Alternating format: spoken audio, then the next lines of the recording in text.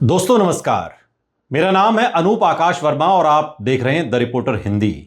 उत्तर प्रदेश विधानसभा चुनाव 2027 के मद्देनजर हाथरस जिला पश्चिमी उत्तर प्रदेश की उन अहम राजनीतिक इकाइयों में शामिल है जहां जाति समीकरण, स्थानीय नेतृत्व, किसान राजनीति और दलित मतदाताओं का रुझान चुनावी परिणाम को तय करने में बड़ी भूमिका निभाता है। हाथरस जिले में कुल 3 विधानसभा सीटें हैं। हाथरस सुरक्षित, सादाबाद और सिकंदराराऊ।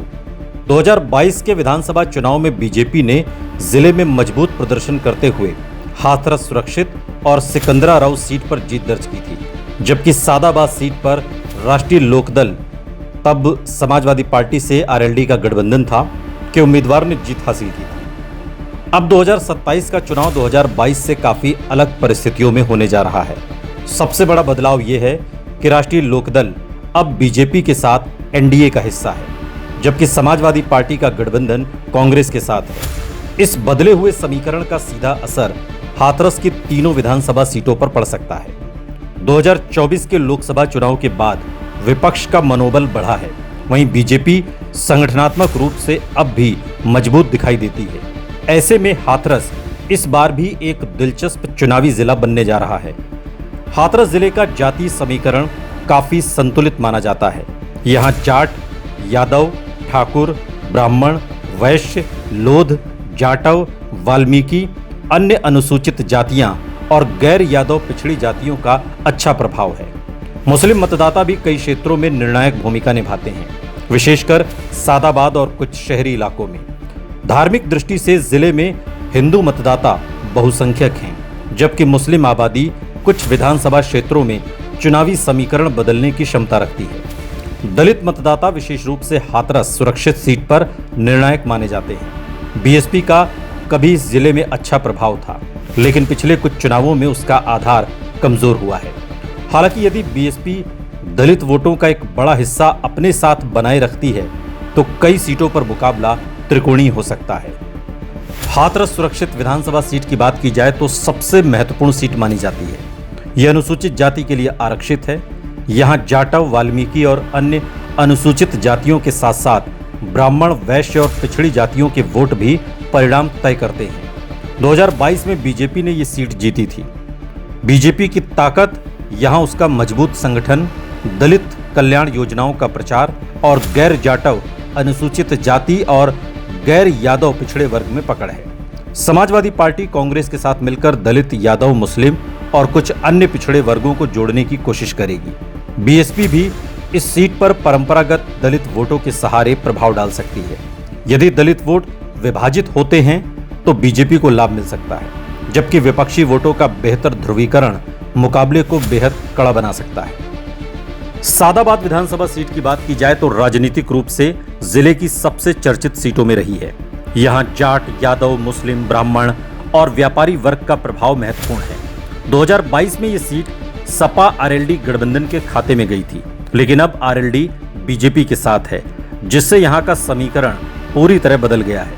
यदि आरएलडी का जाट वोट बीजेपी के पक्ष में मजबूती से ट्रांसफर होता है तो एनडीए को फायदा हो सकता है।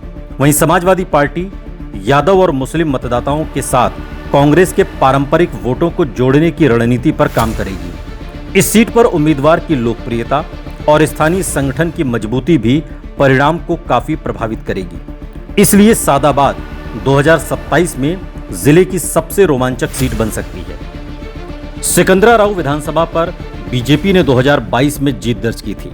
यहाँ लोध, ठाकुर, ब्राह्मण, यादव, वैश्य और अन्य पिछड़ा वर्ग निर्णायक भूमिका निभाते हैं। बीजेपी का संगठन इस क्षेत्र में मजबूत माना जाता है, जबकि समाजवादी पार्टी का भी ग्रामीण इलाकों में प्रभाव है।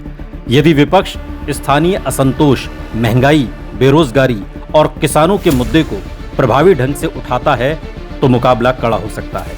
हालांकि बीजेपी यहां अपने परंपरागत वोट बैंक और सरकारी योजनाओं के आधार पर बढ़त बनाए रखने की कोशिश करेगी। हाथरस जिले के प्रमुख चुनावी मुद्दों में किसानों की आय, सिंचाई व्यवस्था, आवारा पशुओं की समस्या, रोजगार, शिक्षा, स्वास्थ्य सुविधाएं, सड़क और ग्रामीण बुनियादी ढांचा प्रमुख हैं। आलू, अनाज और अन्य कृषि उत्पादों के बेहतर दाम भी किसानों के लिए महत्वपूर्ण मुद्दा है।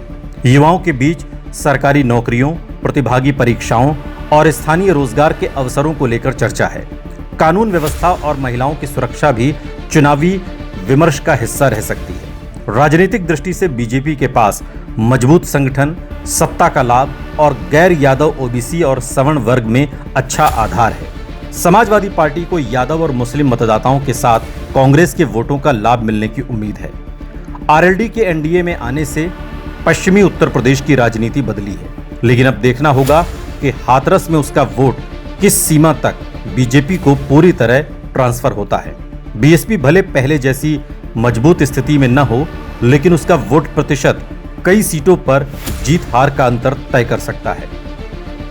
2027 की संभावित तस्वीर पर यदि संतुलित आकलन किया जाए तो हाथरस सुरक्षित और सिकंदराराव में बीजेपी को स्वाभाविक बढ़त मानी जा सकती है, लेकिन यदि विपक्ष प्रभावी एकजुटता दिखाता है तो मुकाबला कड़ा हो सकता है। सादाबाद सीट पर बीजेपी आरएलडी गठबंधन और सपा कांग्रेस गठबंधन के बीच सीधी और रोचक लड़ाई की संभावना है।